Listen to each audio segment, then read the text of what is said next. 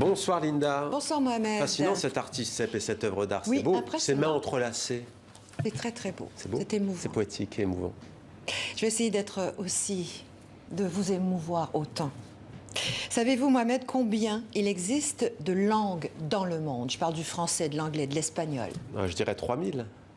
7000. Ah, quand même. 7000. On estime aujourd'hui qu'on parle 7000 langues dans le monde, auxquelles il faut ajouter les milliers de dialectes qui sont associés à ces langues. Hier soir, mon fils me demande, « Maman, pourquoi est-ce qu'on ne parle pas tous la même langue? » C'est vrai. C'est curieux, les enfants. C'est naïf, c'est candide. C'est-tu beau, hein, les enfants? Bon, pourquoi est-ce qu'on ne parle pas tous la même langue? C'est une bonne question, ça. J'ai aussitôt interrogé mon moteur de recherche préféré et mes algorithmes m'ont mené aux études d'un doctorat en linguistique, Cameron Morin, dont les articles sur le site de Conversation ont retenu mon attention. Alors, écoute-moi bien, mon chéri. D'abord, je voudrais te féliciter pour cette question, toujours les encourager, hein, et te rassurer, tu n'es pas le seul à t'interroger. Depuis la nuit des temps, l'humanité se pose exactement la même question que toi. L'une des réponses les plus connues est celle de la Tour de Babel, Ancien Testament. On raconte qu'au commencement, tout le monde parle la même langue. On se comprend, on est puissant, si puissant qu'un jour, les humains décident de se mesurer au Tout-Puissant. On construit une tour qui va toucher le ciel.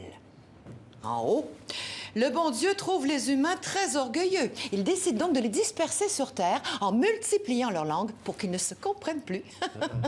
Ce qui est pratique avec la religion, c'est qu'elle a toujours réponse à tout. Bon, pour les scientifiques, l'hypothèse la plus probable, c'est qu'au départ, il y avait effectivement une seule langue et que cette langue d'origine a donné naissance à d'autres langues qui ont évolué différemment dans le temps et dans l'espace. Ce sont nous, les humains, qui les avons transformées, ces langues, d'un village à l'autre et d'une époque à l'autre surtout. Qui aujourd'hui parle encore de machine à écrire? Ça fait longtemps que l'ordinateur l'a remplacé. Vous vous souvenez de ça? Ouais. Moi, j'ai appris là-dessus. Qui aujourd'hui utilise encore le verbe achaler? Ah, les maringouins, arrêtez de m'achaler! Qui, Mohamed? Pas moi. Les Canadiens, Ouais. dont le français, coupé de sa langue souche, a évolué différemment. Une langue, mon petit gars, n'est jamais finie. Elle naît et se transforme, comme les centres de vaccination, vous vous souvenez, qu'on appelait auparavant les stades. Une langue peut aussi mourir si on cesse de la pratiquer. Ce sera le cas de la moitié des 7000 langues parlées dans le monde d'ici la fin du siècle, selon les chercheurs français. J'espère avoir répondu à ta question, mon garçon. Hein? T'en as une autre?